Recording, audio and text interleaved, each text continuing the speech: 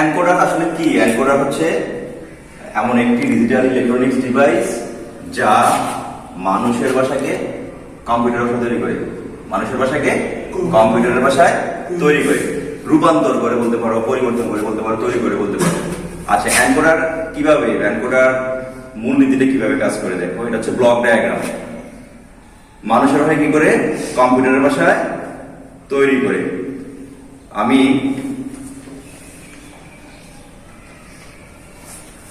4x2 encoder লিখলাম, 4x2 encoder. তাহলে এখানে যদি এনকোডারের E0 হয়, E1 হয়, E2 হয়, E3 হয়, তাহলে ডিকোডারে যদি আমি এখানে D0 D1 দিতে পারি, এখানে XY দিলাম, তাহলে এটা হচ্ছে এনকোডার। কি ডায়াগ্রাম? Block diagram. আচ্ছা, তাহলে এনকোডার কি করে? এনকোডার হচ্ছে, আমরা যদি সংজ্ঞাটাকে লিখি, সংজ্ঞাটাকে যদি আমরা লেখার চেষ্টা করি, একদম সহজ ভাষা, নিজের ভাষায় চিন্তা করো, যে এটি একটি ডিজিটাল ইলেকট্রনিক্স ডিভাইস যা মানুষের বোধগম্য ভাষাকে কম্পিউটারের বোধগম্য ভাষায় রূপান্তর করে। মানুষের ভাষাকে কম্পিউটারের ভাষায় রূপান্তর করে। এটাকে আরেকভাবে বলা যায় যে মানুষের ভাষাকে মেশিনের ভাষায় রূপান্তর করে। আমরা জানি মেশিনের ভাষা কোনটা? 0-1। বাইনারি ভাষায় রূপান্তর করে। কম্পিউটার ভাষা 0-1, মেশিনের ভাষাও 0-1। তো এটার মূলনীতি হচ্ছে, যদি 2n সংখ্যক ইনপুটের জন্য আউটপুট হবে n সংখ্যক, এইটা মনে রাখতে হবে। 2n সংখ্যক ইনপুটের জন্য আউটপুট n সংখ্যক। দেখো এখানে 2 কনস্ট্যান্ট, n হচ্ছে ভেরিয়েবল, তাহলে এখানে 2n সংখ্যক 1 2 3 4। তাহলে আমাদের এখানে ইনপুট কয়টা? 4টা। ইনপুট কয়টা? 4টা। তাহলে 4 যদি আমরা ইনপুট করি তাহলে কত হবে? 2 হয় নাকি? 4 যদি সমান সমান কত? 4। তাহলে এই 2n সংখ্যক ইনপুটের জন্য n সংখ্যক আউটপুট এখানে কত আছে? 2 আছে। তাহলে এই জন্য আউটপুট কয়টা? এই যে এখানে 1 2। বুঝা গেছে কিনা? যদি 8টা হয় ইনপুট, যদি 8টা ইনপুট হয়, আউটপুট কত হবে? 3টা হবে। কিভাবে হয়? 8 যদি আমরা বর্গ করি তাহলে কি হয়? 2 কিউব। তাহলে এখানে n সমান কি? n সমান হচ্ছে 3, আর এই 3 হচ্ছে কি? আউটপুট। বুঝা গেছে? আচ্ছা, এখন এটা আমি মুছে নিচ্ছি।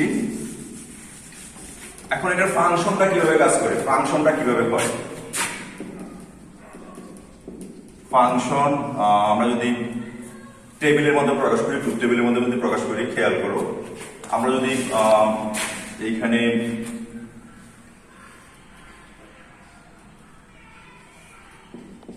আউটপুট ইনপুট হিসেবে নেই, তাহলে আমার এখানে হচ্ছে E0 E1 E2 E3, আর আউটপুট হচ্ছে আমার X Y। খেয়াল করো, আমার এখানে ইনপুট কয়টা? 4টা। আচ্ছা, মনে করো ইনপুট গুলো একটা সুইচ, মনে করো ইনপুট গুলো একটা সুইচ হিসেবে তুলনা করো, 1 2 3 4 সুইচ হিসেবে তুলনা করো। তো প্রথম সুইচ, এখানে কথা হচ্ছে যে প্রথম সুইচ একসাথে একটা সুইচ অন থাকবে, একসাথে একটা সুইচ অন থাকলে বাকি সুইচগুলো কি থাকবে? অফ থাকবে। তাহলে আমরা অন কে কিসে চিন্তা করি? 1 চিন্তা করি, অন। আর অফ কে কি চিন্তা করি? 0 দ্বারা।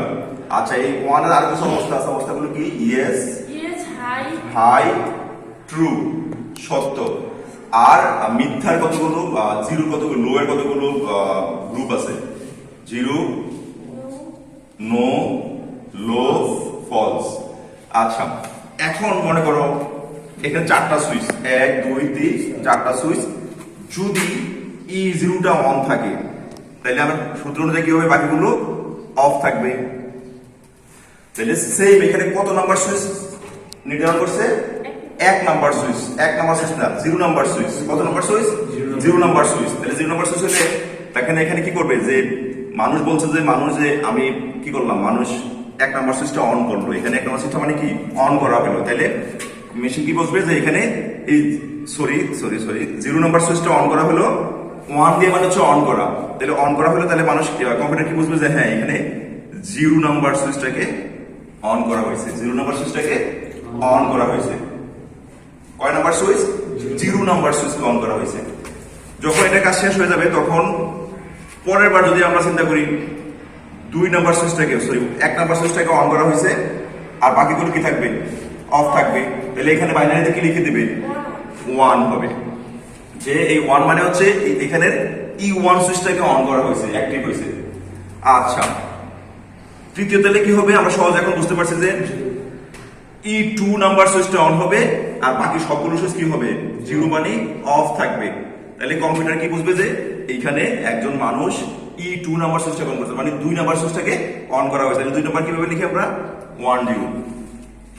এখন 2 নাম্বার সুইচ যখন কাজ শেষ তখন 3 নাম্বার সুইচটাকে যখন আমরা অফ করব, অন করব, তখন কি হবে, বাকিগুলো অফ থাকবে। 3 নাম্বার সুইচ অন করব, তখন কম্পিউটার বুঝবে যে এখানে একজন মানুষ, একজন লোক, তাকে বলছে যে 3 নাম্বার সুইচটা লিখতে। তো কম্পিউটার নির্দেশ দিবে যে 3, বাইনারিতে 3 বানানোর পরে কম্পিউটারকে সিগন্যাল দিবে যে হ্যাঁ এখানে 3 নাম্বার সুইচটা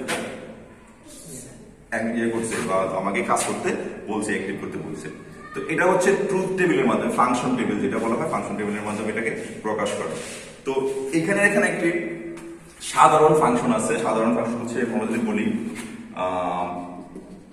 ফাংশন, লজিক ফাংশন যেটা বলি, লজিক ফাংশন থেকে আমরা যদি ট্রাই করি লজিক ফাংশন, এটা আমরা এর মধ্যে করে আসছি যেখানে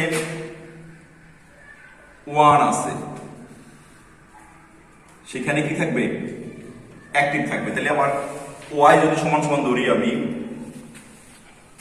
y সমান সমান ধরলে y কোথায় অ্যাক্টিভ আছে, এখানে অ্যাক্টিভ আছে। তাহলে এখানে কি আছে, আমার E1 আছে।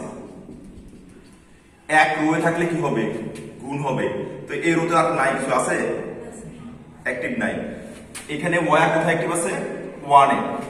এখানে আছে হচ্ছে আমার, এখানে অ্যাক্টিভ আছে। তাহলে এখানে অ্যাক্টিভ থাকলে মাঝখানে 1 রো থেকে আরেক রোতে গেলে কি থাকে, মাঝখানে বলছে যে যোগ দিতে হবে। তাহলে এখানে কোনটা অ্যাক্টিভ আছে, এখানে আছে I3। সেম y তে কোনটা অ্যাক্টিভ আছে, x এ দেখো কোনটা অ্যাক্টিভ আছে, 1 এ আছে এখানে I2 স্যার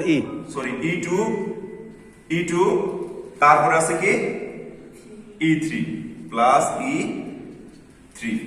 এখন আমরা এখান থেকে এই লজিক ফাংশন থেকে লজিক ডায়াগ্রাম তৈরি করব,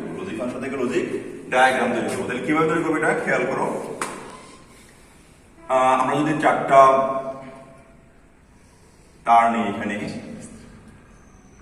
তার আমার কয়টা ইনপুট, 1 2 3 4। তাহলে E0, E1, E2, E3। তাহলে প্রথমে মাঝখানে কি চিহ্ন আছে, যোগ চিহ্ন, তার মানে কি গেট, অর গেট। কোথা থেকে গেছে, E1 E3।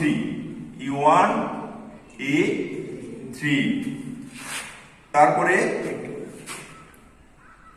মাঝখানে কি চিহ্ন আছে, যোগ চিহ্ন থাকলে কি গেট, অর গেট। কোথায় গেছে, E2 E3। তাহলে আমরা এখানে পাচ্ছি অর গেটের কারণে আমরা এখানে পাচ্ছি E1 প্লাস E3, এখানে পাচ্ছি E2 প্লাস E3। এটা হচ্ছে লজিক ডায়াগ্রাম অফ এনকোডার। বুঝার কিছু আছে, আর কোন জায়গায় কোনো সমস্যা মনে হচ্ছে?